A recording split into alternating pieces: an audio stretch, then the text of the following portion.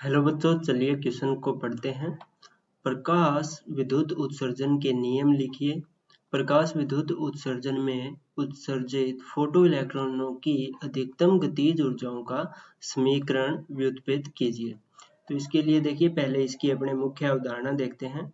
मुख्य अवधारणा, यहाँ पे देखिए मुख्य अवधारणा के रूप में अपने को प्रकाश विद्युत उत्सर्जन है वो उसके अपने को यहाँ पे देखिए नियम लिखने को कहा है। तो अपने जानेंगे कि प्रकाश विद्युत उत्सर्जन जो है, प्रकाश विद्युत उत्सर्जन, इसके नियम जो है वो अपने पास क्या है या किस प्रकार की जो नियम होते हैं उनसे प्रकाश विद्युत उत्सर्जन है वो देखने को मिलता है।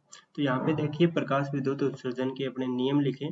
तो सबसे पहला नियम प्रकाश विद्युत उत्सर्जन के लिए क्या है कि आपतित प्रकाश जो है, आपतित प्रकाश की ऊर्जा, आपतित प्रकाश की आवृत्ति की यदि अपने बात करें, आपतित प्रकाश की आवृत्ति जो है वो पदार्थ की आवृत्ति, पदार्थ की न्यूनतम आवृत्ति,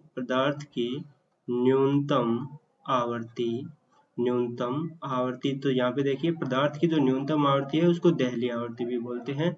न्यूनतम आवृत्ति या इसे कहें देहली आवृत्ति। ठीक है, तो पदार्थ की न्यूनतम आवृत्ति या देहली आवृत्ति से अधिक होनी चाहिए, से अधिक या बराबर होनी चाहिए। ठीक है, अधिक या क्या होनी चाहिए, बराबर होनी चाहिए। अधिक या बराबर होनी चाहिए, बराबर होनी चाहिए। ठीक है, ये अपने पास पहला नियम होता है। अब देखिए दूसरे नियम की यदि अपने बात करें, अब अपने यहाँ पे देखते हैं सेकंड नियम कि उत्सर्जन के लिए सेकंड नियम है वो अपने पास क्या होता है। तो सेकंड नियम जो होता है वो अपने पास देखिए कि धातु की सतह से उत्सर्जित जो इलेक्ट्रॉन है, ठीक है, प्रति सेकंड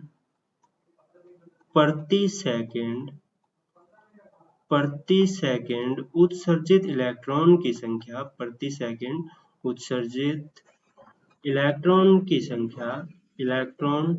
की जो संख्या है, यानी जैसे ही अपने ने प्रकाश डाला वहां से इलेक्ट्रॉन उत्सर्जित होंगे, तो जो इलेक्ट्रॉन की संख्या है वो क्या होती है, तीव्रता के समानुपाती होती है, तीव्रता के समानुपाती होती है, तीव्रता के समानुपाती होती है।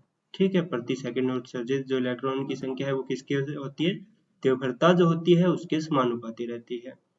थर्ड नियम देखिए प्रकाश विद्युत उत्सर्जन के लिए तीसरे नियम की यदि अपने बात करें तो गतिज ऊर्जा जो है, ठीक है, गतिज ऊर्जा, ठीक है, गतिज ऊर्जा या अपने पीई प्रकाश विद्युत प्रभाव की गतिज ऊर्जा जो है, ठीक है, वो क्या होती है, आपतित गतिज ऊर्जा, आपतित प्रकाश की, आपतित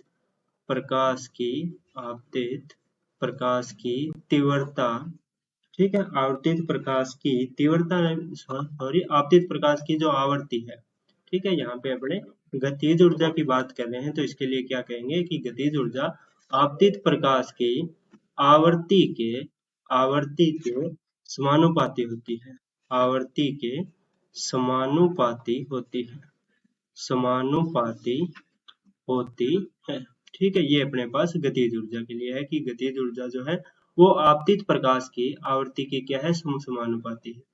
फिर यहाँ पे देखिए लास्ट नियम जो है कि गतिज ऊर्जा जो है वो क्या होती है, तीव्रता पे निर्भर नहीं करती, तीव्रता पर निर्भर नहीं करती, नहीं करती। ठीक है, ये अपने पास चार नियम हो गए। तो यहाँ पे देखिए अपने पहले नियम को यदि अपने देखें तो यहाँ पे देखिए आपतित प्रकाश की जो आवृत्ति है वो न्यूनतम आवृत्ति, देहली आवृत्ति जो होती है उससे अधिक होनी चाहिए, यानी न्यू है वो ज्यादा होना चाहिए न्यू नोट से। ये अपने पास पहला नियम है। फिर देखिए सेकंड नियम की यदि अपने बात करें तो सेकंड नियम क्या कहता है, प्रति सेकंड उत्सर्जित इलेक्ट्रॉन की संख्या है वो किसके, तीव्रता के समानुपाती होती है, यानी इलेक्ट्रॉन की संख्या को Ne कहें तो वो समानुपाती है तीव्रता के। ठीक है, ये अपने पास द्वितीय नियम है। फिर तीसरा नियम देखिए गतिज ऊर्जा है वो आपतित जो प्रकाश है उसकी आवर्ती के समानुपाती होती है, यानी ये है वो समानुपाती है आवर्ती न्यू की, ठीक है। और गतिज ऊर्जा की जो है वो क्या है, तीव्रता पे निर्भर नहीं करता है। ये अपने पास गतिज ऊर्जा के लिए नियम है। अब देखिए अपने को कहा है कि इसकी जो समीकरण है वो भी अपने को व्युत्पत्त करनी है। तो समीकरण के लिए देखिए, मान लें कि यहाँ पे अपने कोई भी पदार्थ है, ठीक है। ये जो पदार्थ है इसका अपने मान लेते हैं कि कार्यफलन है वो अपने पास फाई नॉट है। कार्यफलन क्या होता है, h इंटू न्यू, न्यू आवर्ती होती है देहली के अकॉर्डिंग, तो h न्यू नॉट होता है। अब यहाँ पे देखिए कोई अपने न्यू आवर्ती की कोई प्रकाश है वो इस सतह पे गिरा रहे हैं, तो इसकी ऊर्जा की यदि अपने बात करें तो वो अपने पास क्या होगी, ये अपने पास क्या होगी, h न्यू होगी, ठीक है। ये ऊर्जा है जो कि इस सतह पे गिर रही है। तो यदि अपने पास ऊर्जा E है वो ज्यादा हो, ठीक है, फाई नॉट से, या यदि ऊर्जा है वो फाई नॉट से ज्यादा है, तो यहाँ से क्या मिलेगी अपने को, गतिज ऊर्जा मिलेगी। तो यहाँ पे देखिए ऊर्जा संरक्षण के नियम से अपने देखें, ऊर्जा संरक्षण नियम, ऊर्जा संरक्षण नियम। तो ऊर्जा संरक्षण नियम क्या कहता है कि जो ऊर्जा पहले थी बाद में उसी रूप में होगी, हो सकता है रूप चेंज हो सकता है लेकिन ऊर्जा कभी भी नष्ट नहीं हो सकती। तो पहले ऊर्जा देखिए E थी, ठीक है। तो यहाँ पे अपने E है वो किसके बराबर होगी, देखिए एक तो अपने पास फाई नॉट यानी जो पदार्थ की ऊर्जा थी, प्लस क्या मिला अपने को, गतिज ऊर्जा भी मिल रही है, तो गतिज ऊर्जा। तो यहाँ से अपने गतिज ऊर्जा है वो ज्ञात कर सकते हैं। देखिए इसका पक्षांतरण करेंगे, ये प्लस में है तो इधर आके माइनस में आएगा, तो गतिज ऊर्जा के है वो किसके बराबर आएगा, E माइनस अपने पास क्या हो जाएगा, पाई नॉट, या अपने इसे ऐसे भी लिख सकते हैं। देखिए गतिज ऊर्जा है ये क्या हो जाएगी, एच न्यू माइनस ये क्या हो जाएगी, एच न्यू नॉट हो जाएगी, क्योंकि ये देहली आवृत्ति के अनुसार है। तो के यहाँ से देखिए एच दोनों में कॉमन निकाल लेते हैं, तो न्यू माइनस न्यू नॉट, ये अपने पास क्या आ गई, गतिज ऊर्जा की समीकरण आ गई जो कि अपने को व्युत्पत्त करनी थी। तो यहाँ पे देखिए क्वेश्चन में यही कहा था कि नियम लिखिए व फोटो की अधिकतम गतिज ऊर्जा का समीकरण है वो व्युत्पत्त कीजिए। तो मुख्य अवधारणा से व इसके नियमों से अपने ने यह व्युत्पत्त कर दिया है कि गतिज ऊर्जा की समीकरण क्या होगी। तो मैं आशा करता हूँ कि आपको समझ में आ गया होगा। धन्यवाद।